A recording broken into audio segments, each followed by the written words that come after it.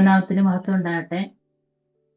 കുടുംബജീവിതത്തെ കുറിച്ചുള്ള രണ്ടാമത്തെ ക്ലാസ് ആണ് ഇന്ന് നമ്മൾ കേൾക്കാനായിട്ട് പോകുന്നത്. ക്ലാസ്സിലേക്ക് എല്ലാവരെയും ക്രിസ്തുയേശുവിന്റെ നാമത്തിൽ സ്വാഗതം ചെയ്യുകയാണ്. നമുക്കറിയാം, കുടുംബജീവിതത്തോട് താല്പര്യമില്ലാത്ത ഒരു കാലഘട്ടത്തിലാണ് നമ്മൾ ജീവിക്കുന്നത്. അങ്ങനെ കുറെ ആളുകൾ അങ്ങനെ ഇപ്പോഴുണ്ടെന്ന് നമുക്കറിയാം. എന്തിനാണ് വിവാഹം കഴിക്കുന്നത്, അല്ലെങ്കിൽ വിവാഹം കഴിക്കാതെ ജീവിച്ചാൽ എന്താ കുഴപ്പം, പുരുഷനും തമ്മിൽ വിവാഹം കഴിച്ചാൽ എന്താണ്, അല്ലെങ്കിൽ സ്ത്രീയും തമ്മിൽ വിവാഹം കഴിച്ചാൽ എന്താണ്, ഇങ്ങനെയുള്ള ധാരാളം ചോദ്യങ്ങൾ നമ്മൾ കേൾക്കാറുണ്ട്. ഈ കഴിഞ്ഞ ശനിയാഴ്ചത്തെ മാതൃഭൂമി പത്രത്തിൽ വന്ന ഒരു ആർട്ടിക്കിള് ഒരുപക്ഷെ കുറെ പേരെങ്കിലും അത് വായിച്ചു കാണും. ഫാറൂഖ് കോളേജിലെ സാമൂഹ്യശാസ്ത്ര വിഭാഗം അസിസ്റ്റന്റ് പ്രൊഫസറാണ് അത് എഴുതിയിരിക്കുന്നത്. ആ അധ്യാപിക നമ്മളുടെ മുമ്പിൽ വെക്കുന്ന, സമൂഹത്തിന്റെ മുമ്പിൽ വെക്കുന്ന ഒരു ചോദ്യം ഇതാണ്: നമ്മുടെ ആൺകുട്ടികളെയും പെൺകുട്ടികളെയും ആരോഗ്യകരമായ ഒരു കുടുംബ ജീവിതത്തിനായി നമ്മൾ തയ്യാറാക്കുന്നുണ്ടോ? ആ ചോദ്യം അങ്ങനെ അവർ എഴുതിയിരിക്കുകയാണ്. അപ്പൊ ഒരു ക്രിസ്ത്യാനിയെ സംബന്ധിച്ച് നമുക്കറിയാം, ഈ ചോദ്യത്തിന് പ്രസക്തിയില്ല. ഇന്നത്തെ നമ്മുടെ വിഷയം വിവാഹം, ഇണയും തുണയും എന്നതാണ്. Marriage to be a suitable കമ്പാനിയനെ കുറിച്ച് C.S. ലൂയിസ് പറഞ്ഞിരിക്കുന്നത് ഇങ്ങനെയാണ്: those who are enjoying something or suffering something together are companions. Those who are enjoying something or suffering something together are companions. ഒരുമിച്ച് എന്തെങ്കിലും ആസ്വദിക്കുകയോ കഷ്ടപ്പെടുകയോ ചെയ്യുന്നവരാണ് കൂട്ടാളികൾ എന്നാണ് അദ്ദേഹം പറഞ്ഞിരിക്കുന്നത്. A happy marriage is the union of two forgivers. ഇതാണ് Ruth ഗ്രഹാമിന്റെ അഭിപ്രായം. A happy marriage is the union of two forgivers. നന്നായി ക്ഷമിക്കുന്ന രണ്ടു പേരുടെ കൂടിച്ചേരലാണ് സന്തോഷകരമായ ദാമ്പത്യം എന്നാണ് അവര് പറഞ്ഞിരിക്കുന്നത്. എന്നാൽ ഈ വിഷയത്തെക്കുറിച്ച് ലില്ലി ചേച്ചിക്ക് എന്താണ് പറയാനുള്ളതെന്ന് നമുക്ക് കേൾക്കാം. നമുക്ക് അതിനുവേണ്ടി പ്രിയ സഹോദരിമാരെ, ക്രിസ്തുയേശുവിൽ സ്നേഹവന്ദനം. നമ്മൾ കഴിഞ്ഞ മാസം പഠിച്ചപ്പോൾ വിവാഹത്തിന്റെ ഉദ്ദേശവും ലക്ഷ്യവും നമ്മൾ പഠിച്ചു. ഇന്ന് നമ്മൾ വിവാഹം, ഇണയും തുണയും, അല്ലെങ്കിൽ എങ്ങനെയാണ് ഒരു നല്ല സഹായിയായിട്ട് ഇരിക്കേണ്ടത് എന്ന വിഷയത്തെ കുറിച്ചാണ് ചിന്തിക്കുന്നത്. ഒരു സഹായിയെ ഒരാൾക്ക് ആവശ്യമായിരിക്കുന്നത് ഒരു കാര്യം തനിയെ ചെയ്യാനായിട്ട് സാധിക്കാതിരിക്കുന്ന സമയത്താണ്. ദൈവം ആദമിനെ സൃഷ്ടിച്ച് ഈ ലോകത്തിലാക്കിയപ്പോൾ ഈ ലോകത്തിന്റെ അനന്തമായ സാധ്യതകളെ ഉപയോഗിക്കുവാൻ, ആസ്വദിക്കുവാൻ, പ്രയോജനപ്പെടുത്തുവാനൊക്കെ ആയിട്ട് ദൈവമാക്കി. പക്ഷേ ആദമിന് ഒരു തക്ക തുണയോട് കൂടെ മാത്രമേ ഈ കാര്യങ്ങളൊക്കെ ചെയ്യുവാനായിട്ട് സാധിക്കുമായിരുന്നുള്ളൂ. അതുകൊണ്ട് ദൈവം തക്ക സഹായിയായിട്ട് ഹവ്വയെ ആദമിന് കൊടുത്തു. ഉൽപ്പത്തി 1:28 നമ്മൾ ഇങ്ങനെയാണ് വായിക്കുന്നത്: നിങ്ങൾ സന്താന പുഷ്ടിയുള്ളവരായി പെരുകി ഭൂമിയിൽ നിറഞ്ഞ് അതിനെ അടക്കി വാഴുവിൻ. ഈ ദൗത്യം ദൈവം ആദമിന് കൊടുത്തപ്പോ ഹവ്വയെ കൂടെ ഇല്ലാതെ ഈ ദൗത്യം നിർവഹിക്കുവാനായിട്ട് ആദമിന് കഴിയുമായിരുന്നില്ല. അപ്പോ ഓരോ വിവാഹത്തിലും നടക്കുന്നത് ഈ ദൗത്യത്തിന്റെ ആവർത്തനമാണ്. ഓരോ സ്ത്രീയും ഒരു പുരുഷന്റെ ഭാര്യയാകുമ്പോൾ ദൈവം ഹവ്വയ്ക്ക് കൊടുത്ത ആ ഉത്തരവാദിത്വത്തിന്റെ തുടർച്ചയാണ്. അപ്പോ നമ്മളൊക്കെ വിവാഹം ചെയ്ത്, അല്ലെങ്കിൽ വിവാഹം ചെയ്യാനുള്ളവർ വിവാഹം ചെയ്ത് ഒരു പുരുഷന്റെ ഭാര്യയായി തീരുമ്പോൾ ദൈവം ഹവ്വയ്ക്ക് കൊടുത്ത ആ ഉത്തരവാദിത്വത്തിന്റെ തുടർച്ചയാണ് എൻ്റെ വിവാഹ ജീവിതത്തിലൂടെ, നിങ്ങളുടെയൊക്കെ വിവാഹ ജീവിതത്തിലൂടെ തുടർന്നു കൊണ്ടുപോകുവാൻ ദൈവം ഉദ്ദേശിക്കുന്നത്. വിവാഹം എന്നത് ഒരു പുരുഷനോട് കൂടെ തങ്ങളെ ഏൽപ്പിച്ച ദൈവിക ദൗത്യത്തിനായി പങ്കാളിയാകുവാൻ ഒരു സ്ത്രീ എടുക്കുന്ന തീരുമാനമാണ്. നോക്കുക, ഒരു നിസ്സാര കാര്യമായിട്ടല്ല, അല്ലെ? ഒരു വലിയ ദൗത്യം ദൈവം ഏൽപ്പിച്ചു. ആ ദൈവിക ദൗത്യത്തില് ഒരു പങ്കാളിയാകുവാനായിട്ടാണ് ദൈവം ഓരോ പുരുഷനും ഓരോ സ്ത്രീകളെ കൊടുത്തത്. അപ്പൊ പൊതുവെ ആളുകൾ ചിന്തിക്കും, എങ്ങനെയാണ് എനിക്ക് എൻ്റെ വിവാഹ ജീവിതം സന്തോഷകരമാക്കുവാനായിട്ട് കഴിയുക, ഉല്ലാസകരമാക്കുവാനായിട്ട് കഴിയുക, ഏതാണ് അതിന് ടെക്നിക്ക് എന്ന്. എന്നാൽ ഇന്ന് ഞാൻ നിങ്ങളോട് പറയുന്നത്, നമുക്ക് ഒരുമിച്ച് ചിന്തിക്കുന്നത്, എങ്ങനെ നമ്മുടെ വിവാഹ ജീവിതത്തെ വിജയിപ്പിക്കുവാനായിട്ട് സാധിക്കും. ദൈവം നമ്മളെ ഏൽപ്പിച്ച ഈ ദൗത്യം നമുക്ക് എങ്ങനെ വിജയിപ്പിക്കുവാനായിട്ട് സാധിക്കും എന്നുള്ളതാണ്. ഒരു പക്ഷേ പല വിവാഹങ്ങളും കുടുംബജീവിതങ്ങളും പരാജയപ്പെട്ടു പോകുന്നത് ഈ ദൗത്യം എന്തെന്ന് തിരിച്ചറിയാത്തത് ആയിരിക്കാം ഒരു പക്ഷെ. നമ്മൾ അബ്രഹാമിനെയും സാറയെയും കുറിച്ച് നോക്കിയാല്, അബ്രഹാം ഒരു ദിവസം ഇങ്ങനെ നിന്നപ്പോ 3 പുരുഷന്മാരെ കണ്ടു. അബ്രഹാം ആ പുരുഷന്മാരോട് പറയാണ്, നിങ്ങൾ എന്റെ വീട്ടിലേക്ക് വരണം. അങ്ങനെ വേഗം അബ്രഹാം വീട്ടിലേക്ക് വന്നു. ചരിത്രമൊക്കെ നമുക്കറിയാം. പക്ഷെ അബ്രഹാം സാറയോട് ചോദിച്ചിട്ടല്ല നിങ്ങൾ എന്റെ വീട്ടിലേക്ക് വരണം എന്ന് പറഞ്ഞത്, അല്ലേ? അബ്രഹാമിന് സാറയോട് ചോദിക്കാതെ തന്നെ ഈ 3 പുരുഷന്മാരെ കൂട്ടിക്കൊണ്ട് തങ്ങളുടെ വീട്ടിലേക്ക് വന്ന് അവരെ സൽക്കരിക്കുവാൻ, അതിഥി സൽക്കാരം ചെയ്യുവാനുള്ള ധൈര്യമുണ്ടായിരുന്നു. ലോത്തും അബ്രഹാമും തമ്മിൽ വേർപിരിയുമ്പോൾ നിനക്ക് ഇഷ്ടമുള്ളത് നീ എടുത്തുകൊള്ളുക എന്ന് ലോത്തിനോട് അബ്രഹാം പറഞ്ഞത് സാറയുടെ അനുവാദം വാങ്ങിയിട്ടല്ല. ഒരുപക്ഷെ തന്റെ മകനായ ഇസഹാക്കിനെ ബലി കഴിക്കുവാനായിട്ട് അബ്രഹാം പോയതും സാറയോട് പറഞ്ഞിട്ട് പോയി എന്ന് ദൈവത്തിന്റെ വചനം പറയുന്നില്ല. അപ്പൊ സഹോദരിമാരെ, നമ്മുടെ ഭർത്താക്കന്മാർക്ക് ധൈര്യത്തോടെ ദൈവഹിതപ്രകാരമായ ഒരു കാര്യം ചെയ്യുവാൻ നമ്മുടെ അനുവാദം വേണ്ടാതെ ചെയ്യാനുള്ള ആ ധൈര്യത്തിനാണ് നമ്മൾ സഹോദരിമാര് തക്ക തുണയായിരിക്കുക എന്ന് പറയുന്നത്. അവർക്കൊരു സഹായിയായിട്ട് ധൈര്യത്തോടെ ഒരു കാര്യം ചെയ്യുവാനായിട്ട് സാധിക്കുന്നത് തക്ക സഹായിയായിട്ട് ഒരു ഭാര്യ ഉള്ളപ്പോഴാണ്.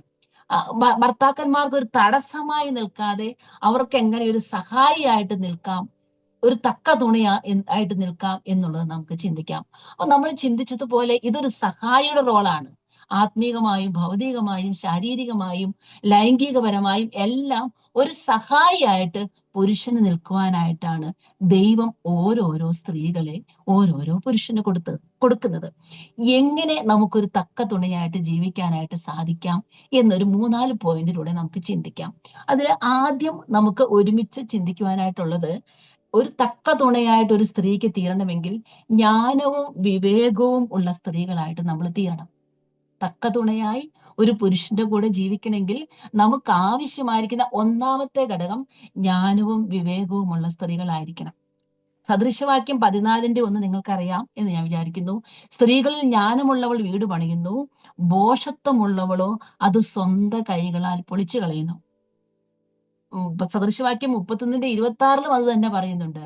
അപ്പൊ എങ്ങനെയാണ് ഒരു വീട് പണിയുന്നത് എന്ന് സദൃശവാക്യക്കാരൻ പറയുന്നത്, ജ്ഞാനമായവൾ, വിവേകവും ജ്ഞാനവും. എന്താണ് ജ്ഞാനം? കോളേജിലൊക്കെ പഠിച്ചാൽ നമുക്ക് ഡിഗ്രികളൊക്കെ കിട്ടും. അതൊക്കെ വഴികളാണ്. ആ വഴികൾ കൊണ്ട്, ആ അറിവ് കൊണ്ട്, വിദ്യാഭ്യാസം കൊണ്ട് നമുക്കൊരു ഭവനം പണിയുവാനായിട്ട് സാധിക്കുമോ? എന്താണ് യഥാർത്ഥമായ ജ്ഞാനം? എന്താണ് യഥാർത്ഥമായ അറിവ്? ദൈവത്തിന്റെ വചനത്തെ കുറിച്ച് നമുക്ക് നോക്കുമ്പോൾ യാക്കോബ് 1:5 പറയുന്നത്, നിങ്ങൾ ജ്ഞാനം കുറവാകുന്നെങ്കിൽ ഭത്സിക്കാതെ എല്ലാവർക്കും ഔദാര്യമായി കൊടുക്കുന്ന ദൈവത്തോട് യാചിക്കട്ടെ, അപ്പോൾ അത് ലഭിക്കും. അപ്പോൾ സഹോദരിമാരെ, ശരിയായ ജ്ഞാനം എന്നുള്ളത് ദൈവത്തിന്റെ കുറിച്ചുള്ള പരിജ്ഞാനമാണ്, ദൈവത്തെക്കുറിച്ചുള്ള അറിവാണ്. ദൈവവചനത്തിൽ നമുക്ക് ലഭിക്കുന്നതാണ് യഥാർത്ഥമായ പരിജ്ഞാനം. ഇപ്പൊ ഒരു കുടുംബജീവിതത്തിൽ നമ്മൾ ജീവിക്കുമ്പോൾ ഒരു 100 കാര്യങ്ങൾ നമുക്ക് ചെയ്യാനുണ്ടാവും, അല്ലെ? രാവിലെ തൊട്ട് വൈകിട്ട് വരെ നമ്മൾ നോക്കിയ ഒരു സ്ത്രീ അല്ലെങ്കിൽ ഒരു ഭാര്യ, ഒരു അമ്മ ഒരു വീട്ടില് എണ്ണമില്ലാത്ത കാര്യങ്ങൾ ചെയ്യുന്നുണ്ട്. അപ്പൊ ഈ എണ്ണമില്ലാത്ത കാര്യങ്ങൾ ചെയ്യുമ്പോൾ നമുക്ക് ഏറ്റവും ആവശ്യമായിരിക്കുന്നത് ശരിയായ ജ്ഞാനമാണ്, ശരിയായ പരിജ്ഞാനമാണ്, ശരിയായ അറിവാണ്, വിവേകമാണ്. അപ്പോ ഒരു നല്ല വിവേകമുള്ള ഒരു ഭാര്യ ഒരു ഭർത്താവിനുണ്ടെങ്കിൽ വിജയിക്കുവാൻ പിന്നെ എന്താണ് വേണ്ടത്? നമ്മൾ കേട്ടിട്ടുണ്ടല്ലോ, ഏതൊരാളുടെയും വിജയത്തിന്റെ പുറകിൽ ഒരു സ്ത്രീ ഉണ്ടായിരിക്കും. ഒരു വിവേകമതിയായ ഒരു ഭാര്യ ഒരു പുരുഷനുണ്ടെങ്കിൽ ആ പുരുഷൻ ഈ ലോകത്തില്, ഈ ഭൂമിയില്, ഈ സഭകളില്, കുടുംബങ്ങളില് ഏറ്റവും പ്രബലപ്പെട്ടിരിക്കും.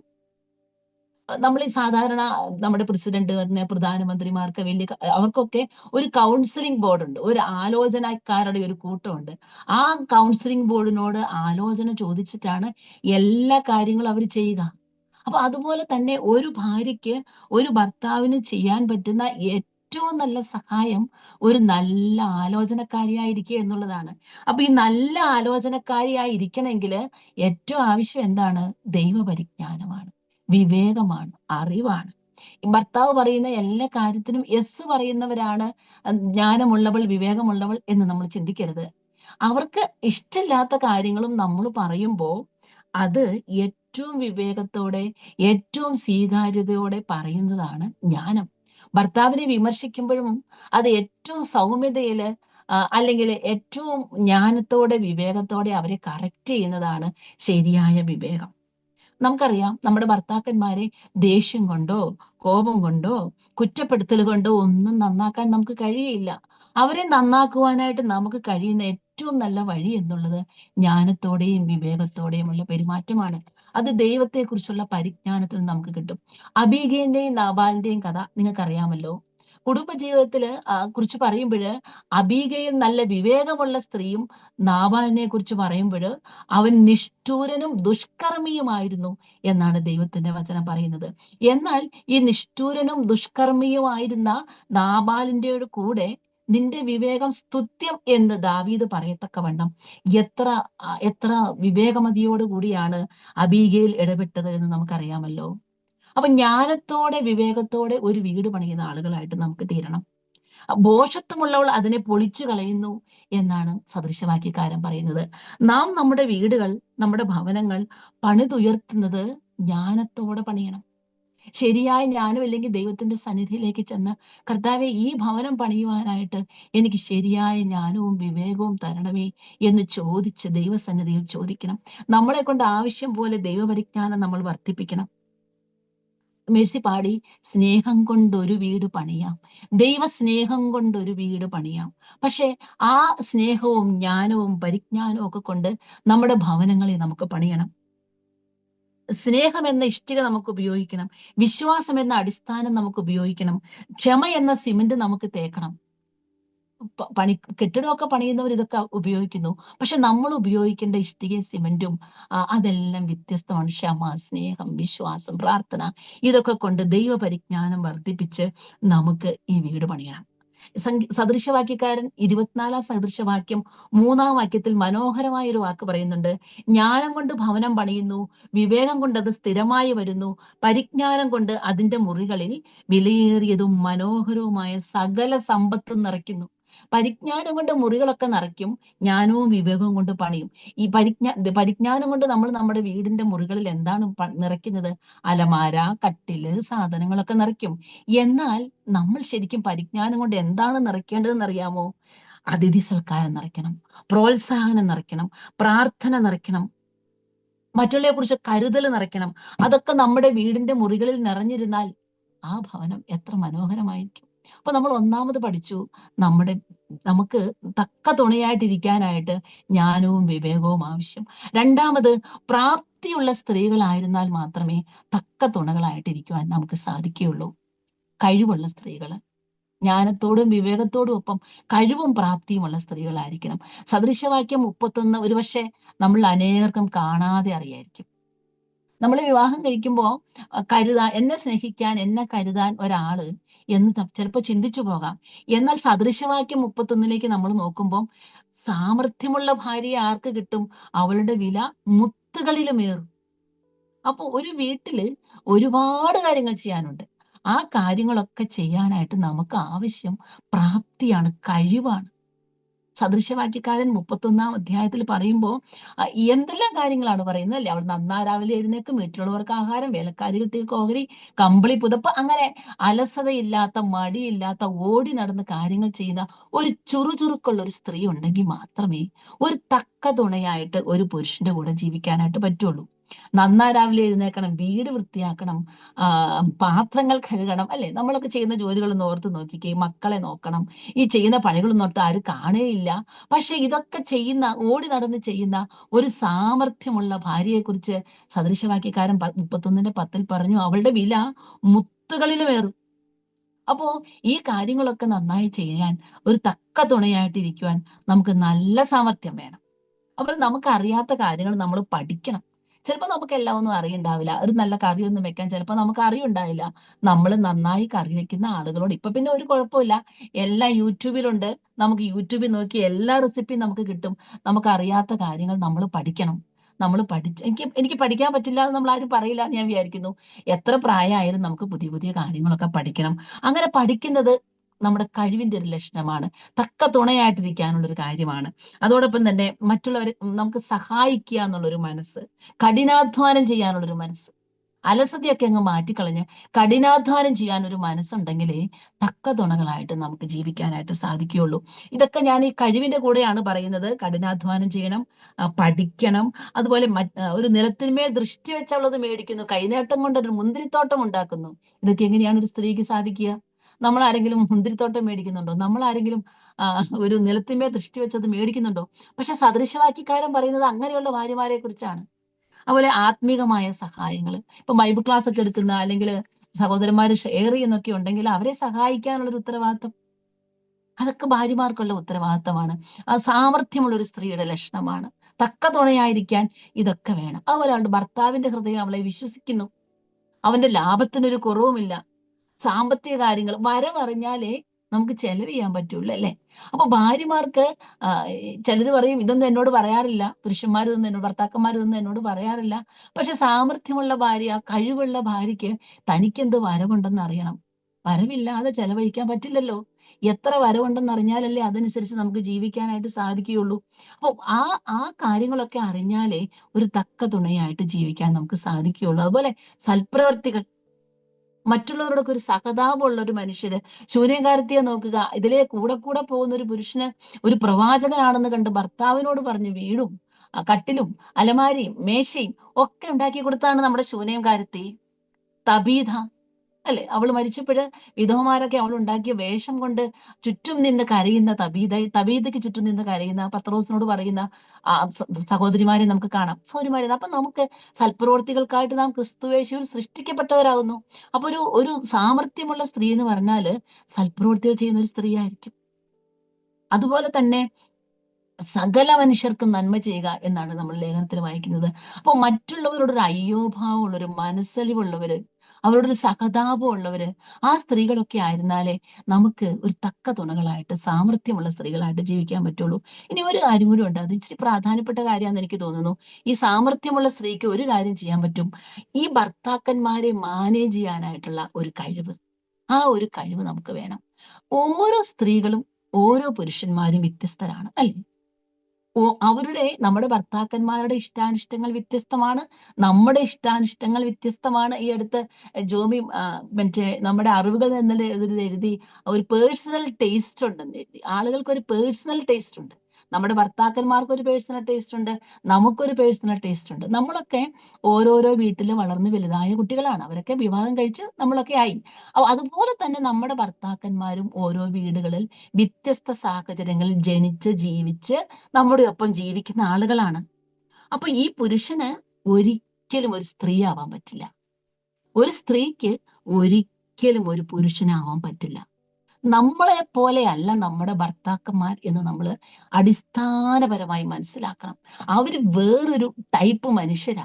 ദൈവം പുരുഷനെ മണ്ണിൽ നിന്നെടുത്തു, സ്ത്രീയെ പുരുഷനിൽ നിന്നെടുത്തു. അപ്പൊ തന്നെ നമ്മുടെ ചിന്തകളും അവരുടെ ചിന്തകളും വളരെ വ്യത്യസ്തമാണ്. നമ്മള് കല്യാണം കഴിക്കുന്ന പുരുഷൻ നമ്മുടെ ഒരു അടുത്ത കൂട്ടുകാരിയെ പോലെയാണ് എന്ന് നമ്മൾ ചിന്തിക്കരുത്. ഇപ്പൊ ഞാൻ വിചാരിക്കുകയാണ്, എന്റെ ഭർത്താവ് എന്റെ ഒരു അടുത്ത സുപുഷ്പയെ പോലെയോ ശശമയെ പോലെയോ അങ്ങനെ എന്റെ സുഹൃത്തുക്കളെ പോലെയാണെന്ന് ചിന്തിച്ചാൽ എനിക്ക് അബദ്ധം പറ്റും. അദ്ദേഹം ഒരു പുരുഷനാണ്. ഒരു പുരുഷനെ പോലെ ചിന്തിക്കാനേ അദ്ദേഹത്തിന് കഴിയുകയുള്ളൂ. എറ്റിച്ചായൻ ഇങ്ങനെ BTS പഠിക്കുമ്പോൾ ഒരു ചെറിയ ഉദാഹരണം അതിൽ കേട്ടത് ഞാൻ പറയാം. രാവിലെ ഇഡ്ഡലി ഉണ്ടാക്കി. അപ്പൊ ഭർത്താവ് ചോദിച്ചു, എന്ത് ഇഡ്ഡലിയാ നീ ഉണ്ടാക്കി വെച്ചിട്ട് പോയത്? അപ്പൊ ഭാര്യയ്ക്ക് സങ്കടമായി, ഞാൻ എന്ത് കഷ്ടപ്പെട്ട് ഇഡ്ഡലിയൊക്കെ ഉണ്ടാക്കി വെച്ചതാ, എന്നിട്ട് ഇങ്ങനെ ഈ വർത്താനം പറഞ്ഞല്ലോ. പുള്ളി അതൊക്കെ പറഞ്ഞ് ഓഫീസിൽ പോയി. തിരിച്ചു വരുന്നവരെ ഭാര്യയുടെ മനസ്സിൽ ഇഡ്ഡലിയാണ്. ഞാൻ ഉണ്ടാക്കി കൊടുത്ത ഇഡ്ഡലി കുറ്റം പറഞ്ഞല്ലോ, ശരിയായില്ലല്ലോ, എന്ത് കഷ്ടപ്പെട്ടു. ഭർത്താവോ ഇഡ്ഡലിയുടെ കഥ സ്പോട്ടിൽ മറന്നു. പുള്ളി തിരിച്ചു വരുമ്പോ, അദ്ദേഹം ജോലി കഴിഞ്ഞ് തിരിച്ചു വരുമ്പോ ഭാര്യയുടെ മനസ്സിൽ അപ്പോഴും ഇഡ്ഡലിയാണ്. ഭർത്താവോ ഇഡ്ഡലി രാവിലെ തന്നെ വിട്ടു. അതാണ് ആ പുരുഷൻ. എന്നിട്ട് നിനക്കെന്ത് പറ്റി? എന്നോട് അങ്ങനെ പറഞ്ഞില്ലേ, എന്ത് പറഞ്ഞു? അപ്പൊ ഞാൻ ഒരു ചെറിയ ഉദാഹരണം പറഞ്ഞത് ബേസിക് ആയിരിക്കുന്ന ഈ വ്യത്യാസം മനസ്സിലാക്കാനായിട്ടാണ്. സ്ത്രീ വേറെയാണ്, പുരുഷൻ വേറെയാണ്. ഒരിക്കലും എന്നെ പോലെ എൻ്റെ ഭർത്താവിനെ ആക്കുക അസാധ്യമാണ്, അസാധ്യമാണ്. അവരുടെ ചിന്തകൾ വേറെയാണ്, അവരുടെ ആ പെരുമാറുന്ന രീതികൾ വേറെയാണ്. ഇപ്പൊ ചിലപ്പോൾ സാധനങ്ങളൊക്കെ കണ്ടില്ലെങ്കിൽ നമുക്കറിയാലോ, അവർ എവിടെ വെച്ചു കണ്ടില്ല, നമ്മൾ പറയും അവിടെ ഉണ്ട്, അവർ കാണില്ല. കാരണം എന്താണെന്നറിയാമോ? അവരുടെ ബ്രെയിനിൽ ഈ സാധനം കണ്ടുപിടിക്കാനുള്ള കഴിവ് കുറവാ. അത് സ്ത്രീകൾക്കാണ് കൂടുതലുള്ളത്. അതാണ് കർത്താവ് പറഞ്ഞല്ലേ ഒരു വാക്യം, സ്ത്രീജനം ബലഹീന പാത്രം. എന്തിലാണ് ബലഹീനത? ഈ നമ്മളെ പോലെയുള്ള ആളുകളല്ല പുരുഷന്മാർ. അത് മനസ്സിലാക്കിയില്ലെങ്കിൽ നമ്മൾ വിഷമിച്ചു പോകും. കുടുംബജീവിതം വല്ലാണ്ട് സ്ട്രഗിൾ ചെയ്തു പോകും. ഇവര് വേറൊരു ടൈപ്പ് ആളുകളാന്ന് ഓർത്തോണം. അവരുടെ ചിന്തകൾ വേറെയാണ്. അവരുടെ സംസാരത്തിന്റെ രീതി എന്തൊക്കെയാണ്, വ്യത്യാസമാണ്. നമ്മൾ ചിലപ്പോൾ എല്ലാ കാര്യങ്ങളും ഇങ്ങനെ പറയും, പക്ഷെ അവരോ ഒക്കെ മൂളലിൽ ഒതുക്കും. അത് അവരങ്ങനെയാണ്. അവരെ മാറ്റാൻ നമുക്ക് പറ്റില്ല. മാറ്റുവാൻ പറ്റുന്നതിനെ മാറ്റുവാൻ ശ്രമിച്ചുകൊള്ളൂ.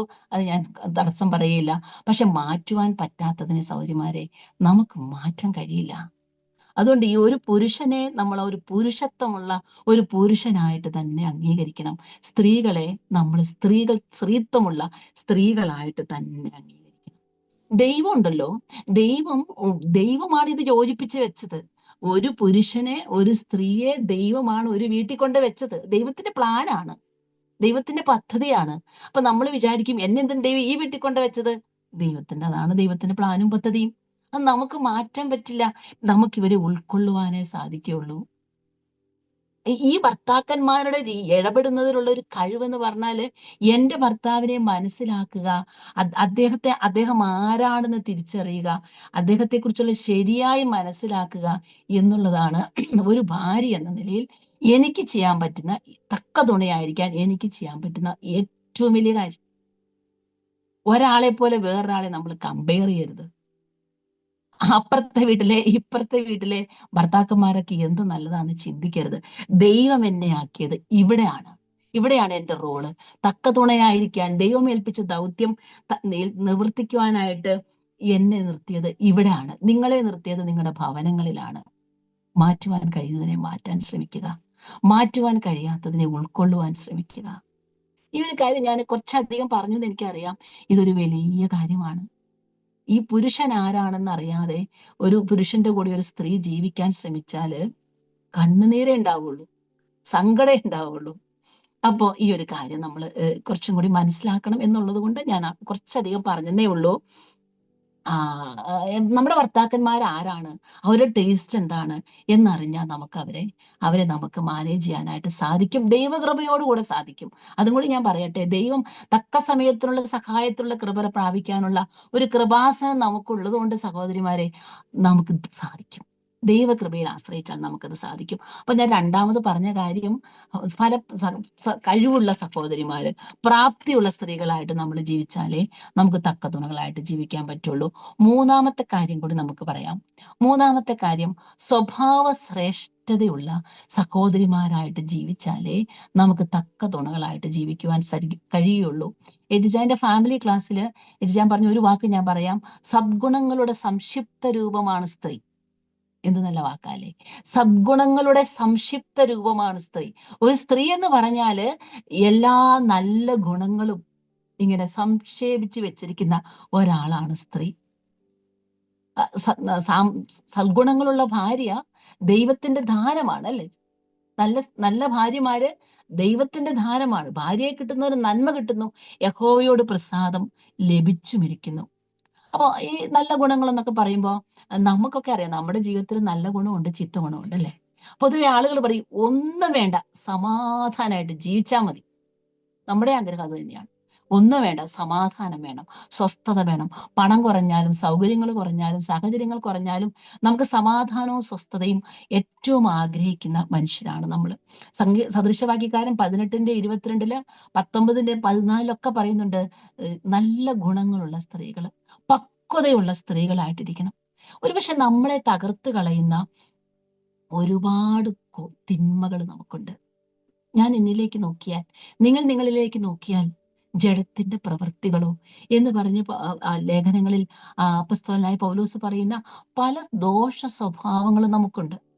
ഒരു കുടുംബത്തിന്റെ മൂഡ് അല്ലെങ്കിൽ ഒരു കുടുംബത്തിന്റെ ആ താളം അത് സൂക്ഷിക്കുന്നത് നമ്മുടെ ഈ കൈകളിലാണല്ലേ, എൻ്റെ കൈകളിലാണ്. ഒരുപക്ഷെ എൻ്റെ ഭവനത്തിന്റെ മൂഡ് തീരുമാനിക്കുന്നത്. നിങ്ങളുടെയൊക്കെ കൈകളിലാണ് നിങ്ങളുടെയൊക്കെ ഭവനത്തിന്റെ മൂഡ് തീരുമാനിക്കുന്നത്.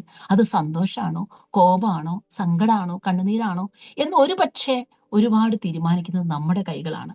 അപ്പൊ നമ്മുടെ ജീവിതത്തിലുള്ള ദോഷങ്ങൾ കണ്ടുപിടിക്കണം, ചിലപ്പോൾ ഭർത്താക്കന്മാരോടും മക്കളോടൊക്കെ ചോദിക്കാം, എന്റെ സ്വഭാവം നന്നാക്കാനായിട്ട് എനിക്ക് എന്തൊക്കെ ചെയ്യാനായിട്ട് പറ്റും? സ്വാർത്ഥത, കോപം, വൈരാഗ്യം, പക, ഏഷണി, എന്തൊക്കെയാ പറയേണ്ടത്? അപ്പൊ അങ്ങനത്തെ ഒരുപാട് ദോഷങ്ങളുള്ള മനുഷ്യരാണ് നമ്മൾ. നമ്മൾ രക്ഷിക്കപ്പെട്ടെങ്കിലും നമ്മൾ പാപികളാണ്. നമ്മുടെ ഭർത്താക്കന്മാരെ കുറിച്ച് നമ്മൾ അത് ഓർക്കണം. അവരും രക്ഷിക്കപ്പെട്ട പാപികളാണ്. എന്തുകൊണ്ടാണ് അവർ നമ്മൾ ചിന്തിക്കുന്ന പോലെ ആഗ്രഹിക്കുന്ന പോലെ പ്രവർത്തിക്കാത്തത്? അവർ രക്ഷിക്കപ്പെട്ട പാപികളാണ്, നമ്മളും രക്ഷിക്കപ്പെട്ട പാപികളാണ്. അപ്പോ നമ്മുടെ ജീവിതത്തിലുള്ള ഈ ദോഷങ്ങളൊക്കെ തിരിച്ചറിഞ്ഞ സൗരിമാരെ ദൈവത്തോട് ചേർന്നിട്ട് കർത്താവിനോട് ചോദിച്ച് നമ്മുടെ ദോഷങ്ങളൊക്കെ തിരിച്ചറിഞ്ഞാല് ദൈവം നമ്മളെ തക്കതുണകളുള്ള സ്ത്രീകളാക്കി മാറ്റും. സ്വഭാവ ശ്രേഷ്ഠതയുള്ള സ്ത്രീകളാക്കി മാറ്റും. താഴ്മ, അനുസരണം, കുറവുകളൊക്കെ സമ്മതിക്കുക, സ്നേഹിക്കുക, എന്തൊക്കെ സദ്ഗുണങ്ങളുണ്ട് അതൊക്കെ നിങ്ങൾക്ക് ഞാൻ പറയാതെ തന്നെ അറിയാലോ. നമ്മൾ പൊതുവെ ചിന്തിക്കും, എന്റെ ഭർത്താവിനെ എനിക്ക് എങ്ങനെ നന്നാക്കാനായിട്ട് സാധിക്കും? ആ ശ്രമം ഉപേക്ഷിക്കുക. കർത്താവെ, എനിക്ക് എങ്ങനെ നന്നാവാനായിട്ട് പറ്റും? കർത്താവിന്റെ സ്വഭാവം എനിക്ക് എങ്ങനെ എൻ്റെ ജീവിതത്തിൽ പകർത്തുവാനായിട്ട് സാധിക്കും? ക്രിസ്തുവിന്റെ ജീവിതം എനിക്ക് എങ്ങനെ ജീവിക്കാനായിട്ട് സാധിക്കും? അതാകട്ടെ നമ്മുടെ ആഗ്രഹം. അവരെ നന്നാക്കുക, അവരെ കറക്റ്റ് ചെയ്യുക, അവരെ തിരുത്തുക. ആ ശ്രമം നമ്മൾ ഉപേക്ഷിച്ച് എനിക്കെങ്ങനെ നന്നാവാം എന്ന് നമ്മൾ ചിന്തിക്കുമ്പോൾ നമ്മൾ സൽഗുണങ്ങളുള്ള സ്ത്രീകളായിട്ട് മാറും. അതുപോലെ പക്വതയുള്ള ഒരു സ്വഭാവത്തിന് ഉടമകളായിട്ട് മാറും. കർത്താവിന്റെ അമ്മയായ മറിയയെ കുറിച്ച് ലൂക്കോസ് എഴുതുമ്പോൾ, ലൂക്കോസ് 2:19, ലൂക്കോസ് 2:51 എന്നീ വാക്യങ്ങളിൽ എഴുതുമ്പോൾ അവന്റെ അമ്മ ഇതൊക്കെ ഹൃദയത്തിൽ സംഗ്രഹിച്ചു എന്നൊരു വാക്കുണ്ട്. മറിയ എന്ത് ചെയ്തെന്നോ? കേട്ട പല കാര്യങ്ങളും ഹൃദയത്തിൽ സംഗ്രഹിച്ചു. അത് നമുക്കൊരു നല്ല ഗുണമാണ്. പല കാര്യങ്ങളും ഹൃദയത്തിൽ സംഗ്രഹിക്കുക. നിശബ്ദതയ്ക്ക് വാക്കുകളേക്കാൾ ശക്തിയുണ്ട്. നമുക്കറിയാലോ, ഭയങ്കര ശക്തിയുണ്ട്. അപ്പോ ഹൃദയത്തിൽ പല കാര്യങ്ങളും സംഗ്രഹിച്ചാല്, കർത്താവിനോട് പല കാര്യങ്ങളും നമ്മുടെ ഹൃദയത്തിൽ സംഗ്രഹിച്ചിട്ട് പറഞ്ഞാല് നമുക്ക് ഒരുപാട് സമാധാനമായിട്ട് ജീവിക്കാനായിട്ട് പറ്റും. ഈ രക്ഷിക്കപ്പെട്ട പാപിയായ ഭർത്താവിന്റെ കൂടെ രക്ഷിക്കപ്പെട്ട പാപിയായ ഭാര്യയും ജീവിക്കുമ്പോൾ ഈ പാപ സ്വഭാവം, പാപത്തിന്റെ ഉള്ള ലോകത്തിൽ നമ്മൾ ജീവിക്കുമ്പോൾ കോപിക്കുമ്പോൾ നമ്മൾ എന്ത് ചെയ്യും? കോപിക്കും. കരയുമ്പോ നമ്മൾ കരയുമ്പോ അവര് കരയൊന്നുമില്ല. പക്ഷെ അതാണ് നമ്മുടെ രീതികള്. അപ്പോ ഈ കുടുംബ ജീവിതം എന്നുള്ളത് ഒരു വലിയ വേദിയാണ്, ഒരു വലിയ വേദിയാണ്. ക്രിസ്തുവിനോട് കൂടുതൽ അനുരൂപയായിരിക്കുന്ന, കർത്താവിനെ പോലെ തേജസ്സിന്മേൽ തേജസ് പ്രാപിച്ച് അതേ പ്രതിമയായി കൂടുതൽ രൂപാന്തരപ്പെട്ടയാൾ എന്ത് ചെയ്യും? ഈ ജീവിതത്തില് ആ ക്രിസ്തുവിനെ കാണിച്ചു കൊടുക്കുക. ഭർത്താക്കന്മാർ അത്രയും ക്രിസ്തുവിനോട് അനുരൂപം അല്ലെങ്കിൽ കൂടുതൽ അനുരൂപയായ ഭാര്യ എന്ത് ചെയ്യണം? കോപിക്കുമ്പോൾ സ്നേഹിക്കുക, അല്ലെ? ക്ഷമിക്കുക, സഹിക്കുക. അപ്പോ അതൊന്നും അത്ര എളുപ്പമെന്നൊന്നും ഞാൻ പറയുന്നില്ല. പക്ഷേ ക്രിസ്തുവിന്റെ സ്വഭാവം എന്നിൽ മേൽക്കുമേൽ വർദ്ധിക്കുമ്പോൾ കർത്താവിനെ പോലെ ആകാനുള്ള ഈ ഒരു വേദിയിൽ, അതിനാണ് ദൈവം നമ്മളിവിടെ വെച്ചിരിക്കുന്നത്. കർത്താവിനെ പോലെ ആകാനുള്ള ഈ വേദിയിൽ, ദൈവം എന്നെ ആക്കിയിരിക്കുന്ന ഈ ഭവനത്തിൽ തേജസ്സിന്മേൽ തേജസ് ധരിച്ച് കർത്താവിന്റെ അതേ പ്രതിമയായി രൂപാന്തരപ്പെടുമ്പോൾ നമ്മൾ ആരെ പോലെയാവും? അവര് ദേഷ്യപ്പെട്ടാല്, നീ എന്താ ദേഷ്യപ്പെടാത്തത്? നീ എന്താ കോപിക്കാത്തത്? നീ എന്താ കരയാത്തത്? ഇല്ല, ഞാൻ എൻ്റെ കർത്താവിനെ പോലെയായി എന്നുള്ള ആ തിരിച്ചറിവ്, സദ്ഗുണങ്ങളുടെ ഒരു സംക്ഷിപ്ത രൂപമായി ഒരു സ്ത്രീ മാറിയാൽ, നമ്മുടെ കർത്താവിന്റെ അമ്മയായ മറിയയെ പോലെ നമ്മളായി മാറിയാൽ നമുക്ക് ഒരു തക്ക തുണയായിട്ട് ജീവിക്കാൻ പറ്റും. മലാഖി പ്രവചനത്തിൽ ഒരു വാക്യമുണ്ട്, നിനക്കും നിന്റെ ഭാര്യയ്ക്കും മധ്യേ ഞാനാണ് സാക്ഷി. അപ്പൊ ഇതൊരു വലിയ പോരാട്ടമുണ്ട്, അല്ലേ? കർത്താവ് നമ്മുടെ മധ്യേ വിവാഹ ജീവിതത്തിൽ, ഒരു കുടുംബത്തിൽ കർത്താവ് ഭാര്യയ്ക്കും ഭർത്താവിന് സാക്ഷിയാണ്. അന്യായം സഹിച്ചുകൊണ്ടാ നമുക്ക് എന്താ കുഴപ്പം? മിണ്ടാതിരുന്നാൽ നമുക്ക് മധ്യേ സാക്ഷിയായിരിക്കുന്ന ദൈവം നമ്മളെ സഹായിക്കുകയും നമ്മളോട് കരുണ കാണിക്കുകയും തന്നെ ചെയ്യും. നമ്മുടെ കുറവുകളെ തിരുത്തുവാൻ ദൈവം നമ്മളെ സഹായിക്കട്ടെ. നമ്മൾ എത്രത്തോളം ദൈവത്തോട്, ഭാര്യയും ഭർത്താവും അടുത്ത് ജീവിക്കുന്നുവോ അത്രത്തോളം നമ്മൾ ദൈവത്തോട് അടുത്ത് വരും. ഭാര്യയും ഭർത്താവും ദൈവത്തിൽ നിന്ന് എത്രത്തോളം അകന്നു പോകുന്നുവോ ദൈവത്തിൽ നിന്നും നമ്മൾ തമ്മിലും അത്രത്തോളം അകന്നു പോകും. നമ്മുടെ കുറവുകളെ തിരുത്തി കണ്ടെത്തി പാപത്തോട് പോരാടുന്നതിൽ നമ്മൾ ജീവിച്ചാല് നമുക്ക് നമ്മുടെ ജീവിതത്തെ, നമ്മുടെ കുടുംബത്തെ ഒരു സ്വർഗമാക്കി തീർക്കാം. അതിലൊരു കാര്യം നിങ്ങൾ ഓർക്കണം, നമ്മുടെ വീടിന്റെ മൂട്, ആ മൂട് ദൈവത്തോട് അടുത്ത് ചെന്ന് ദൈവം നമ്മളോട് അടുത്ത് വരുമെന്ന് നമുക്കറിയാലോ. അപ്പൊ ഈ കുടുംബത്തിന്റെ മൂട് എന്ത് കഷ്ടം സഹിച്ചു, എന്തെല്ലാം സഹിച്ചാലും നമ്മുടെ വീടിന്റെ മൂട് നമ്മുടെ മക്കൾക്കും നമ്മുടെ ഇൻലോസിനും നമ്മുടെ വീട്ടിലുള്ളവർക്കും നമ്മൾ നമ്മുടെ ഹൃദയത്തിൽ സംഗ്രഹിച്ചാലും ആ മൂട് ഏറ്റവും സന്തോഷകരമാക്കി തീർക്കണമെങ്കിൽ അതിന് സാമർഥ്യമുള്ള, കഴിവുള്ള സദ്ഗുണങ്ങളുള്ള ഒരു സ്ത്രീക്ക് മാത്രമേ കഴിയുള്ളൂ. അപ്പൊ മാത്രമേ ഒരു തക്ക തുണകളായ സ്ത്രീകളായിട്ട് ജീവിക്കുവാൻ നമുക്ക് സാധിക്കുകയുള്ളൂ. ഇതൊരു വലിയ പോരാട്ടമാണെന്ന് നമ്മൾ ഓർക്കണം. നമ്മുടെ കഴിവുകളെ, നമ്മളിലുള്ള തിന്മകളെ കർത്താവിനോട് ചേർന്ന് നിന്ന് തിരിച്ചറിഞ്ഞ് അതിൽ നിന്ന് വിജയം നേടി പിശാചിനോട് പോരാടി ഒരു സദ്ഗുണങ്ങൾ തികഞ്ഞു വരുന്ന സഹോദരിമാരായി നമ്മൾ എല്ലാവരും മാറട്ടെ. പിശാചിനോട്, പാപത്തോട് പോരാടുന്നതിൽ പ്രാണത്യാഗത്തോളം എതിർത്ത് നിൽക്കണം. നോക്കുക, പിശാച് അലറുന്ന സിംഹം പോലെ നമ്മുടെ കുടുംബത്തെ നശിപ്പിക്കുവാനായിട്ട് ശ്രമിക്കുകയാണ്. ഇന്ന് ഏറ്റവും പിശാച് ഇടപെടുന്നത് കുടുംബങ്ങളിലാണ്, കുടുംബ ബന്ധങ്ങളിലാണ്, പ്രശ്നങ്ങളിലാണ്. അപ്പോ ഈ കുടുംബത്തെ ഏറ്റവും സന്തോഷകരമായി നിൽക്കാൻ നമ്മുടെ ജീവിതത്തിലുള്ള തെറ്റുകളെ തിരിച്ചറിഞ്ഞ് അതിനോട് പോരാടുന്നതിൽ നമ്മൾ ഒട്ടും താമസം വിചാരിക്കരുത്. ഏറ്റവും കൂടുതൽ പക്വതയുള്ള ആളാണ് ഏറ്റവും കൂടുതൽ ദൈവത്തെ പോലെ ജീവിക്കുക, യേശു കർത്താവിനെ പോലെ ജീവിക്കുക. അവരാണ് ഏറ്റവും കൂടുതൽ ക്ഷമിക്കുക, അവരാണ് ഏറ്റവും കൂടുതൽ സഹിക്കുക. അപ്പൊ നമ്മുടെ ജീവിതത്തില്, നമ്മുടെ കുടുംബ ജീവിതത്തിൽ ഭാര്യയാണോ ഭർത്താവാണോ കൂടുതൽ സഹിക്കുന്നത്, അവരാണ് കർത്താവിനോട് ഏറ്റവും ചേർന്ന് ജീവിക്കുന്നത് എന്ന് ഓർക്കണം. അപ്പോ ഈ നമ്മുടെ ജീവിതത്തില് നല്ല ഗുണങ്ങൾ ഉള്ളവരായി ജീവിക്കുവാൻ ദൈവം നമ്മളെ സഹായിക്കട്ടെ. നമ്മളിലുള്ള കുറവുകളിലേക്ക് നമുക്ക് തിരിഞ്ഞു നോക്കാം സൗരമാരെ. കർത്താവ് ഈ കുറവുകളൊക്കെ മാറ്റി കർത്താവിനെ പോലെ ആകുവാൻ നമ്മളെ സഹായിക്കുവാൻ നമുക്ക് ദൈവത്തോട് പ്രാർത്ഥിക്കാം. നാലാമത് ഒരു കാര്യം, സഹിഷ്ണുതയുള്ളവരായിരിക്കുക. വിട്ടുവീഴ്ചകൾ ചെയ്യാനായിട്ടുള്ള ഒരു മനസ്സ്. നമ്മൾ ഇത്രയൊക്കെ പറഞ്ഞു. നല്ല കഴിവ്, ജ്ഞാനം, വിവേകം, പ്രാപ്തി, നല്ല ഗുണങ്ങള്, ഇതൊക്കെ നമ്മൾ ചിന്തിക്കുമ്പോഴും നമ്മളിങ്ങനെ കുട്ടികളുടെ ബാലരമയിലൊക്കെ ഒരു കണ്ടുണ്ടാവുമല്ലോ പൊതുവെ. അങ്ങനെ രാജകുമാരനും രാജകുമാരിയും വിവാഹം കഴിച്ച് അവരേറെ കാലം സന്തോഷത്തോടെ ജീവിച്ചു. ഇതാണ് പല കഥകളുടെയും അവസാനം. എന്നാല് നമ്മളും ആഗ്രഹങ്ങളും സ്വപ്നങ്ങളും, എന്താ പറയാ, സ്വപ്ന സാക്ഷാത്കാരവും ഒക്കെയായി വിവാഹ ജീവിതത്തിന്റെ അതിലേക്ക് നമ്മളങ്ങ് കാലൂന്നുമ്പോ കുറച്ച് കാലം കഴിയുമ്പോ, കുറച്ച് സ്റ്റാർട്ടിങ് തന്നെ നമുക്കൊരു കാര്യം മനസ്സിലാവും. നമ്മൾ വിചാരിച്ചതുപോലെ സ്വപ്നങ്ങളുടെ പൂവണിയിൽ മാത്രമല്ല വിവാഹം. ഇവിടെ ഒരു പക്ഷേ നമ്മൾ നമുക്ക് അത്ര ഈസി അല്ലാത്ത ചില യാഥാർത്ഥ്യങ്ങളിലേക്കും നമുക്ക് നോക്കേണ്ടതായിട്ട് വരും.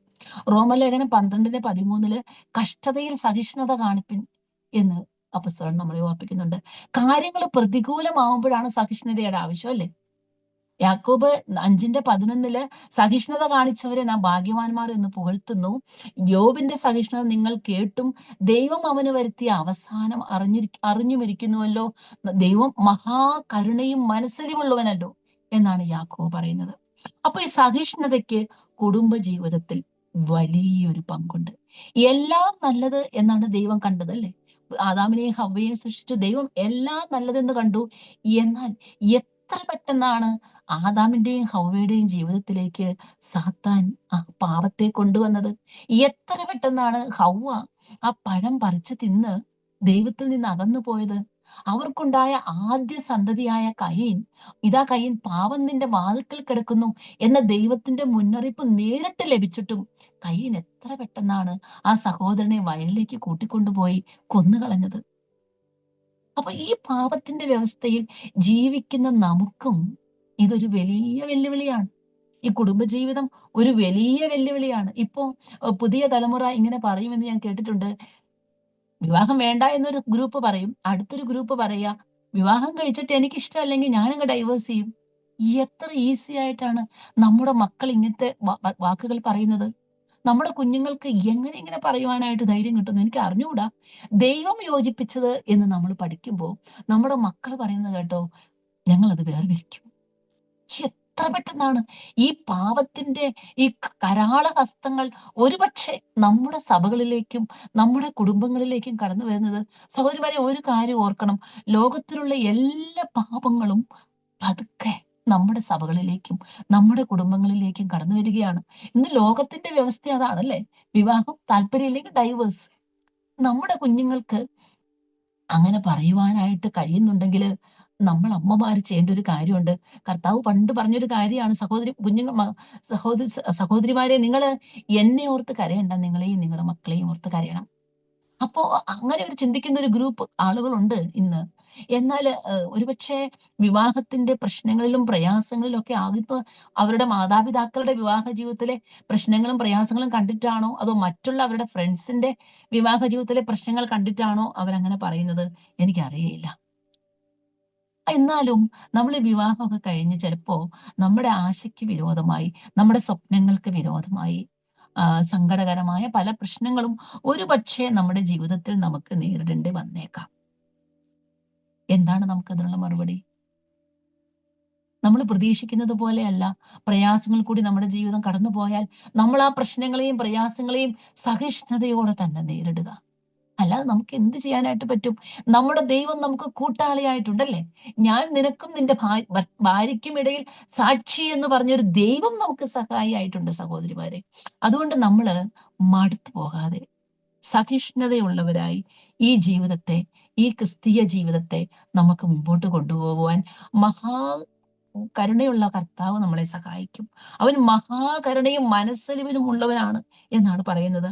അവകാശം എന്ന പ്രതിഫലം കർത്താവ് തരുമെന്നറിഞ്ഞ് കർത്താവായ ക്രിസ്തുവിനെ സേവിക്കണം. പലപ്പോഴും സഹോദരിമാരിങ്ങനെ പറയുമല്ലോ, ഞാൻ ചെയ്യുന്ന പണിയൊന്നും ആരും കാണാറില്ല, ഞാൻ ചെയ്യുന്ന ജോലികൾ ആരും കാണാറില്ല. ചിന്തിക്കരുത്, നമ്മുടെ കർത്താവ് നമ്മൾ ചെയ്യുന്ന എല്ലാ കാര്യങ്ങളും കാണുന്നുണ്ട്.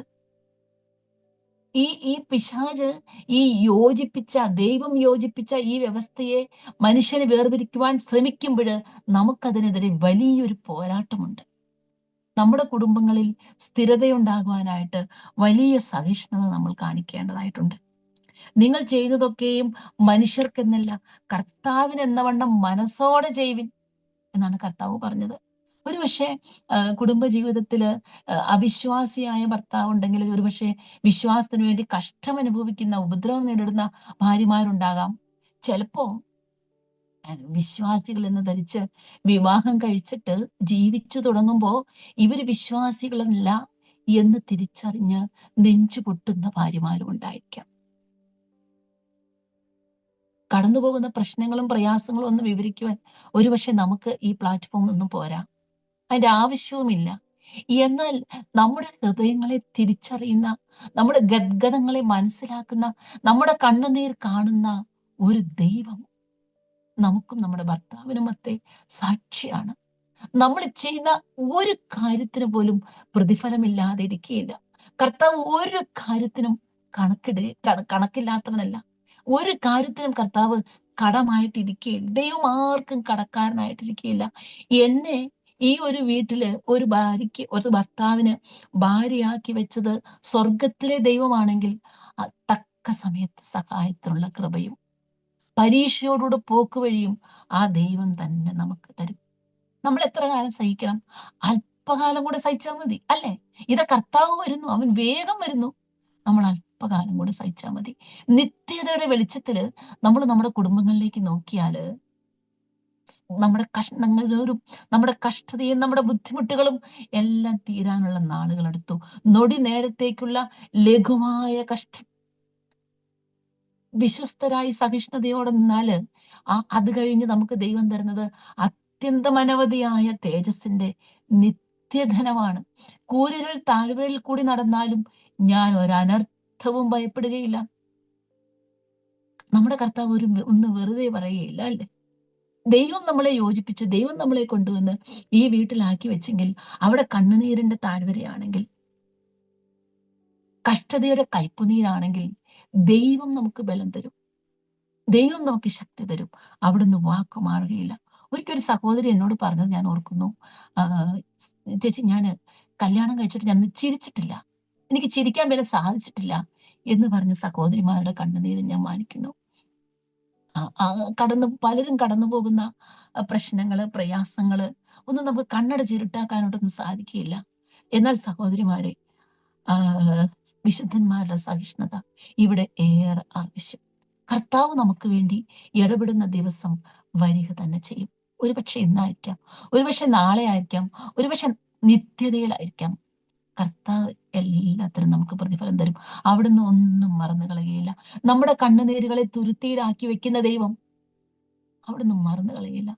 ഒരു ക്രിസ്തീയ കുടുംബത്തിലേക്ക്, ഒരു ക്രിസ്തീയ ജീവിതത്തിലേക്ക് അവിടുന്ന് നമ്മളെ വിളിച്ച് ഒരു ദൈവം നമ്മളെ യോജിപ്പിച്ച് വെച്ചുവെങ്കിൽ അത് എത്ര ബുദ്ധിമുട്ടുള്ളതാണെങ്കിലും അതിനെ ഓവർകം ചെയ്യാനുള്ള ദൈവകൃപ അവൻ നമുക്ക് തരും. ചിലർക്കത് വളരെ ഈസിയാണ്, ദൈവത്തിന് സ്തോത്രം. എന്നാൽ ചിലർക്കത് അത്ര ഈസി അല്ല, ദൈവത്തിന് സ്തോത്രം. അവരെ ബലപ്പെടുത്തുന്നവൻ അവരെ ബലപ്പെടുത്തുക തന്നെ ചെയ്യും. സഹിഷ്ണുതയോടെ ഉൾക്കൊള്ളുവാനായിട്ട് നമുക്ക് ശ്രമിക്കാം. മാറ്റുവാൻ പറ്റുന്നതിനെ മാറ്റുവാൻ ശ്രമിക്കാം, മാറ്റുവാൻ പറ്റാത്തതിനെ ഉൾക്കൊള്ളുവാൻ ശ്രമിക്കാം. ഞാൻ വീണ്ടും വീണ്ടും അത് പറയുന്നുണ്ട്. അത് നിങ്ങൾ ആ ഒരു സെൻസിൽ തന്നെ എടുക്കുക. നമുക്ക് അവരെ നേടുവാനായിട്ട് നമ്മളാൽ ആവുന്നതെല്ലാം ചെയ്യുക. മാറ്റുവാൻ പറ്റാത്തതിനെ ഉൾക്കൊള്ളുവാൻ ശ്രമിക്കുക. അപ്പോ ഈ സഹിഷ്ണുത എന്ന് പറഞ്ഞപ്പോഴ് ഞാൻ അതിന് രണ്ടുമൂന്ന് പ്രാക്ടിക്കലായ 1-2 കാര്യങ്ങൾ കൂടി പറയണമെന്ന് വിചാരിച്ചു. ഒന്ന്, ദൈവം മുമ്പാകെ കണ്ണുനീരോടെ ഇരിക്കുക എന്നുള്ളതാണ്. ദൈവകൃപയ്ക്കായിട്ട് യാചിക്കുക എന്നുള്ളതാണ്.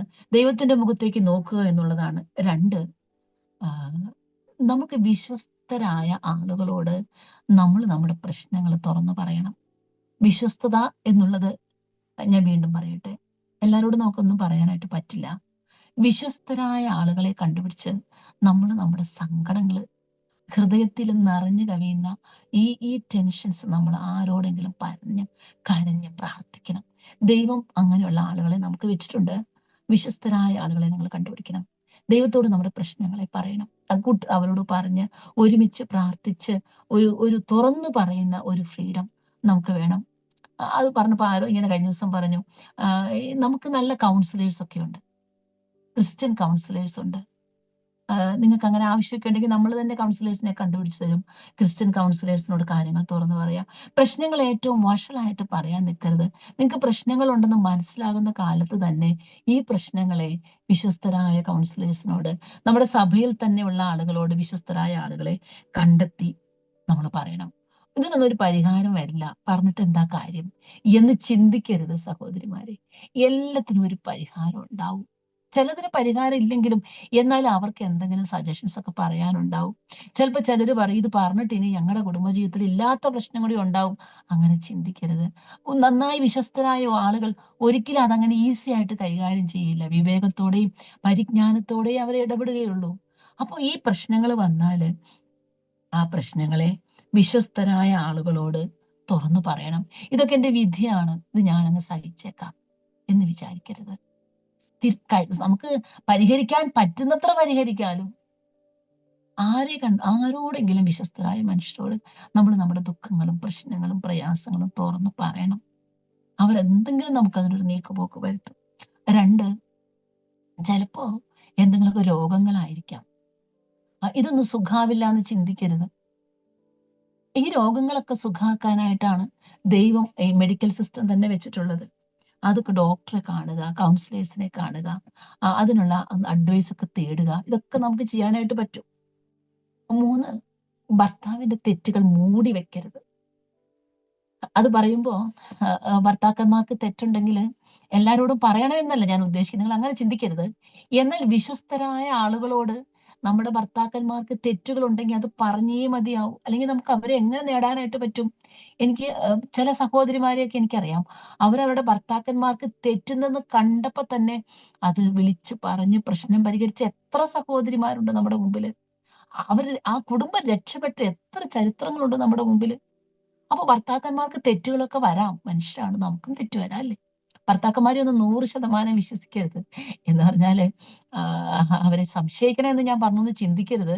ആർക്കും തെറ്റ് വരാം എന്ന് നമ്മൾ ചിന്തിച്ചോണില്ല. എന്റെ ഭർത്താവ് ഒരിക്കലും തെറ്റുകയില്ല, എന്റെ മക്കൾ ഒരിക്കലും തെറ്റുകയില്ല എന്ന് നമ്മൾ ചിന്തിക്കരുത്. എല്ലാരെയും നമുക്ക് ഏതൊരാളെയും നമ്മളൊരു സംശയത്തിന്റെ മുകളിൽ തന്നെ നിർത്തണം.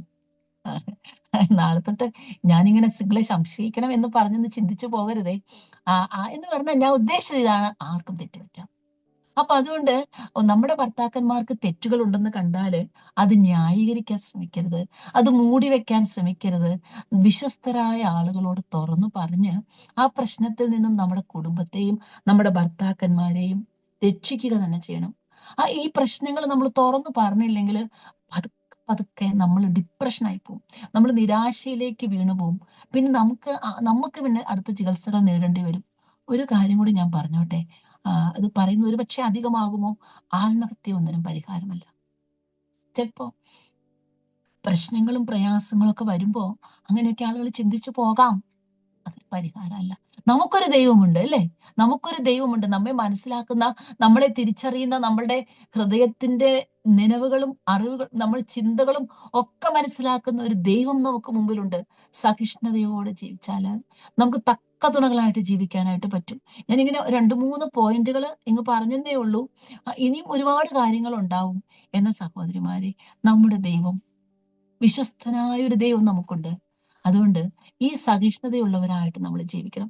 നമ്മുടെ ജീവിതത്തിൽ, ഒരുപക്ഷെ നമ്മുടെ ജീവിതത്തിൽ സന്തോഷമുള്ള കുടുംബജീവിതം ഉള്ളവരെ ഓർത്ത് ദൈവത്തിന് നമുക്ക് 1000 നന്ദി പറയാം. പ്രശ്നങ്ങളിലൂടെ കടന്നു പോകുന്ന ജീവിതമാണ് നിങ്ങൾക്കുള്ളതെങ്കിൽ ഇല്ല, നിരാശപ്പെടേണ്ട കാര്യമില്ല. നോക്കുക, അപ്പുറത്ത് ദൈവമുണ്ട്. നമ്മുടെ കർത്താവ് അപ്പുറത്ത് നിൽക്കുന്നുണ്ട്. നമ്മളോട് കൂടെ നിൽക്കാമെന്ന് പറഞ്ഞ കർത്താവ്, ലോകാവസാനത്തോളം ഞാൻ നിന്നെ കൈവിടുകയില്ല, ഉപേക്ഷിക്കുകയില്ല എന്ന് പറഞ്ഞ കർത്താവ് നമുക്ക് നാഥനായി, കാന്തനായി കൂടെയുണ്ട്. അപ്പൊ ഞാനൊരു ചെറിയ, കുറച്ച് പ്രാക്ടിക്കലായ കുറച്ച് കാര്യങ്ങൾ പറഞ്ഞു എന്നേ ഉള്ളൂ. ഒരുപക്ഷെ ഇനി അതിലും പറയാനായിട്ടുണ്ടാവും. അപ്പൊ അങ്ങനെ കൗൺസിലിംഗ് ഒക്കെ ആവശ്യമുള്ള സഹോദരിമാർക്ക് നമ്മളെ വിളിക്കാം. അതിനുള്ള വഴികൾ നമ്മൾ പറഞ്ഞു തരും. നമ്പർ, കൗൺസിലേഴ്സിന്റെ നമ്പർ വേണമെങ്കിൽ തരും. അതൊക്കെ പറഞ്ഞത്, പ്രശ്നങ്ങൾ വരുമ്പോൾ നമ്മൾ അതിലെ ഈ പ്രശ്നങ്ങളോടെ ഞാൻ തീരുകയുള്ളൂ എന്ന് ചിന്തിക്കരുത്. പ്രശ്നങ്ങൾക്കപ്പുറം ഒരു പരിഹാരമുള്ളൊരു ദിവസമുണ്ട്. ഒടുവിൽ ഒരു കാര്യം കൂടി പറയട്ടെ. ഏറ്റവും പ്രധാനമായിരിക്കുന്നത് ദൈവഭക്തിയാണ്. തക്ക തുണയായിരിക്കാനായിട്ട് ഏറ്റവും ആവശ്യമായിരിക്കുന്നത് ദൈവഭക്തിയാണ്. ദൈവം നമ്മളെ ഏൽപ്പിച്ചത് ദൈവരാജ്യത്തിന്റെ ദൗത്യമാണ്. ഈ വിവാഹം എന്നുള്ള ഈ വ്യവസ്ഥയിൽ കൂടി ദൈവം നമ്മളെ കുറിച്ച് പ്രതീക്ഷിക്കുന്നത് ദൈവരാജ്യത്തിന്റെ വളർച്ചയാണ്. അപ്പൊ അതിന് തക്ക തുണയായിട്ട് ഇരിക്കുവാൻ നമുക്ക് ആവശ്യമായിരിക്കുന്നത് നല്ല ആത്മീക വീക്ഷണമാണ്. ഭർത്താക്കന്മാരുടെ ആത്മീക വീക്ഷണത്തോടൊപ്പം നിൽക്കുന്ന നല്ല ആത്മീക വീക്ഷണമാണ്, ദൈവഭക്തിയാണ്, പ്രാർത്ഥനയാണ്. നമ്മുടെ ഭർത്താക്കന്മാർക്ക് വേണ്ടി തക്ക തുണകളായി നമ്മൾ നിൽക്കണമെങ്കിൽ അവരുടെ ബലവും ബലഹീനതയും അറിയുന്ന നമ്മള് എത്രമാത്രം മുട്ടുകാലിൽ നിൽക്കണം. കർത്താവിന്റെ സന്നിധിയിൽ അവർക്ക് വേണ്ടി പ്രാർത്ഥിക്കുക. ഞാൻ നേരത്തെ പറഞ്ഞതുപോലെ, പാപിയായ ഒരാളെയാണ് നമ്മൾ വിവാഹം കഴിച്ചത്. നമ്മൾ എപ്പോഴും ഓർക്കണം, ഒരുപാട് കുറവുകൾ അവർക്കുണ്ട്, ഒരുപാട് ബലഹീനതകൾ അവർക്കുണ്ട്, ഒരുപാട് പരാജയങ്ങൾ അവർക്കുണ്ട്. ഒരു കുറവുമില്ലാത്ത ഒരാളല്ല നമ്മള്. അതുപോലെ തന്നെ നമ്മൾ വിവാഹം കഴിച്ചിരിക്കുന്ന ആളുകൾക്കും ഒരുപാട് കുറവുണ്ട്. എന്തിനാണ് ദൈവം എന്നെ എന്റെ ഭർത്താവിന് സഹായിയായി വെച്ചത്? അദ്ദേഹത്തിന്റെ കുറവുകളും അദ്ദേഹത്തിന്റെ പരാജയങ്ങളും അദ്ദേഹത്തിന്റെ ബലഹീനതകൾക്കും തക്ക സഹായിയായി നിന്ന് ആ കുറവ് നികത്തുവാനായിട്ടാണ് ദൈവം എന്നെ വെച്ചത്. അതുപോലെ നിങ്ങളെ ഓരോരുത്തരെയും ദൈവം യോജിപ്പിച്ചത് നിങ്ങളുടെ ഭർത്താക്കന്മാർക്ക് അവരുടെ കുറവുകളെ നികത്തുവാനാണ്, അവരുടെ ബലഹീനതകളെ നികത്തുവാനാണ്, അവരുടെ പരാജയങ്ങളെ നികത്തുവാനായിട്ടാണ്. ഇതിനെന്താണ് ആവശ്യം? ദൈവഭക്തിയാണ് ആവശ്യം. ദൈവസന്നിധിയിലേക്ക് കടന്നു ചെന്ന് നമുക്കാണ് നമ്മുടെ ഭർത്താവിന്റെ യഥാർത്ഥമായ ബലഹീനത അറിയുള്ളൂ, ഇല്ലേ? അവരുടെ യഥാർത്ഥമായ പരാജയങ്ങള്, അവരുടെ യഥാർത്ഥമായ കുറവുകള് അവരെ പറഞ്ഞു തിരുത്തുവാൻ ശ്രമിക്കേണ്ട സൗകര്യമാര്. അത് നമ്മളതിൽ പരാജയപ്പെട്ടു പോവുള്ളൂ. അവരുടെ കുറവുകളെയും അവരുടെ ബലഹീനതകളെയും അവരുടെ വീഴ്ചകളെയും ഒരുപക്ഷെ അവരുടെ കഴിവ് കുറഞ്ഞ മേഖലകളെയും ദൈവകരങ്ങളിലേക്ക്, ദൈവസന്നിധിയിലേക്ക് കൊണ്ടുവന്ന് ദൈവം മുമ്പാകെ നമ്മൾ അവർക്ക് വേണ്ടി പ്രാർത്ഥിക്കുന്നവരായി തീരുമ്പോൾ, അതിനാണ് ദൈവം നമ്മളെ വെച്ചത്. ഒരു തക്ക തുണയെന്ന് വെച്ചാൽ അതാണ്.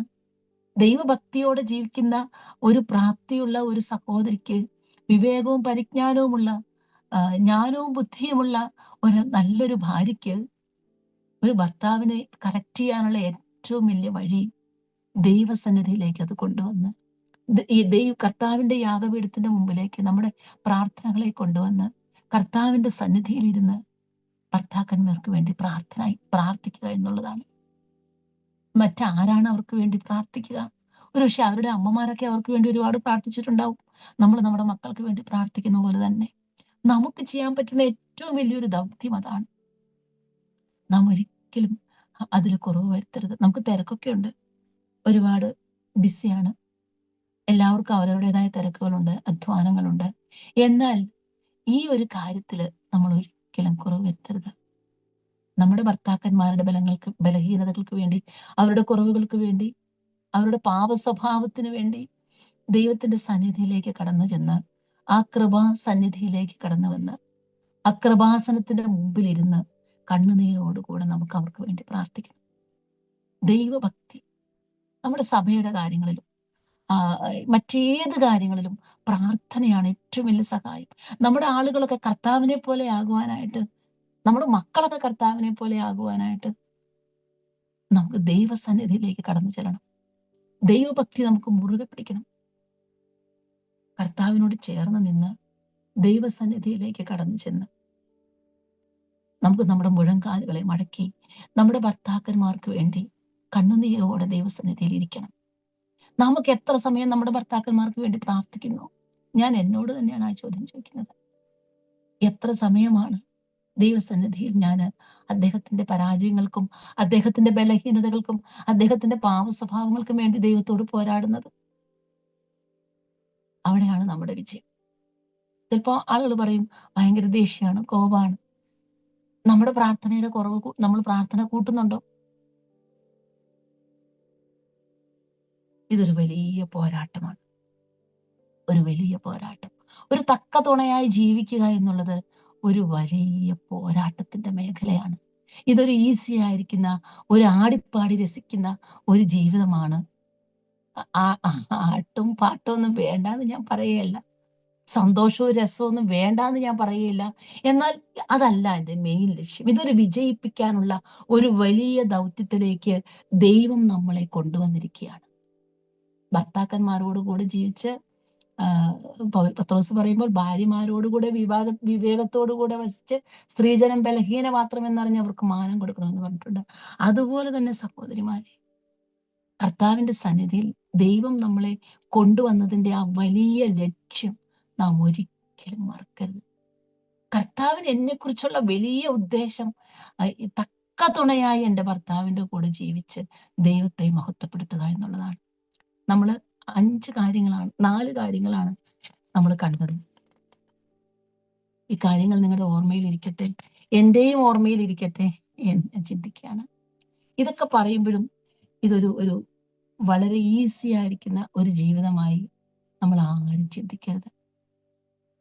നമ്മുടെ മക്കൾക്കും നമ്മുടെ കൊച്ചുമക്കളുടെയും മുമ്പില് ഒരു മാതൃകയുള്ള ഒരു ഭാര്യയായി, ഒരു മാതൃകയുള്ള ഒരു അമ്മയായി ജീവിക്കണമെങ്കിൽ വലിയ പോരാട്ടം നമുക്കുണ്ട്.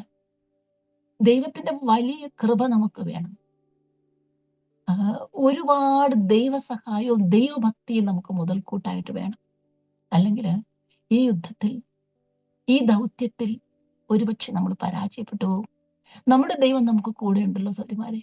നമുക്ക് ധൈര്യത്തോടെ ഒരുമിച്ച് നിന്ന് ഈ വലിയ യുദ്ധം, ഈ വലിയ പോരാട്ടം നമുക്ക് വിജയിക്കുക തന്നെ ചെയ്യണം. നമുക്ക് പ്രതിഫലം നൽകുവാനായിട്ട്, അവകാശം എന്ന പ്രതിഫലവും തരുവാനായിട്ട് നമ്മുടെ കർത്താവ് വരുന്നു. കർത്താവിന്റെ വരവിത അല്ലെ, ആ കാലച്ച നമ്മൾ കേൾക്കുകയാണ്. നമ്മൾ എന്തിനാണ് സങ്കടപ്പെടുന്നത്? നമ്മൾ എന്തിനാണ് നിരാശപ്പെടുന്നത്? നമ്മൾ എന്തിനാണ് വിഷമിക്കുന്നത്? എല്ലാം അറിയുന്നവനായ നമ്മുടെ ദൈവം നമുക്ക് സഹായിയായിട്ട് കൂടെയുണ്ട്. അതുകൊണ്ട് ദൈവം നമ്മെ ഏൽപ്പിച്ച ഈ തക്ക തുണകളായി, ശോഭിക്കുന്ന സ്ത്രീകളായി, പ്രയോജനപ്പെടുന്ന സ്ത്രീകളായി, തക്ക സഹായികളായി നമ്മളെല്ലാവരെയും ദൈവം മാറ്റട്ടെ. എന്നെയും ദൈവം മാറ്റട്ടെ. നിങ്ങളെ ഓരോരുത്തരെയും ദൈവം മാറ്റട്ടെ. പ്രാർത്ഥനയിൽ നമുക്ക് ഏറ്റവുമുള്ള വലിയ പോരാട്ടമുണ്ടെന്ന് ഓർക്കണം. നമ്മുടെ ഭർത്താക്കന്മാരുടെ കൂടെ സഹിഷ്ണുതയോടെ ജീവിക്കുന്നതിൽ നമുക്ക് വലിയ പോരാട്ടമുണ്ടെന്ന് ഓർക്കണം. കണ്ണുനീരും സങ്കടവും ഒന്നും ദൈവം കാണാതെ പോകുകയില്ല. സ്വഭാവത്തിൽ വലിയ ശ്രേഷ്ഠതയുള്ളവരായി നമുക്ക് ജീവിക്കണം. നമ്മളിലുള്ള പാപത്തോട് നമുക്ക് പോരാട്ടമുണ്ടെന്ന് ഓർക്കണം. ആരാണ് കൂടുതൽ കർത്താവിനെ പോലെ ആകുന്നത്? ഞാനാണോ എൻ്റെ ഭർത്താവാണോ? ഈ ഈ ഈ കുടുംബം എന്ന ഈ വ്യവസ്ഥതയിൽ കർത്താവിനോട് ഏറ്റവും ചേർന്ന് നമുക്ക് ജീവിക്കണം. നല്ല പ്രാപ്തിയുള്ള, ഓടി നടന്ന് കാര്യങ്ങളെ ചെയ്യുന്ന, ഒട്ടും അലസതയില്ലാത്ത, മടിയില്ലാത്ത, സാമർഥ്യമുള്ള ഭാര്യമാരായി, ഉത്സാഹമുള്ള ഭാര്യമാരായി നമുക്ക് തീരണം. സദൃശവാക്യം 31 ആ സ്വഭാവങ്ങൾ നമുക്ക് ആർജിക്കണം. ജ്ഞാനവും വിവേകവുമുള്ള നല്ല സഹായികളായി നമുക്ക് ഓരോരുത്തർക്കും മാറണം. സ്വർഗത്തിലെ ദൈവം നമ്മളെ സഹായിക്കട്ടെ. ദൈവത്തിന്റെ പൊന്നുനാമത്തിന് ഏറ്റവും മഹത്വം ഉണ്ടാകട്ടെ. ആമേൻ. അനുഗ്രഹകരമായ ഒരു ക്ലാസ് ആയിരുന്നു ലില്ലി ചേച്ചി നമുക്ക് എടുത്തത്. Suitable companion.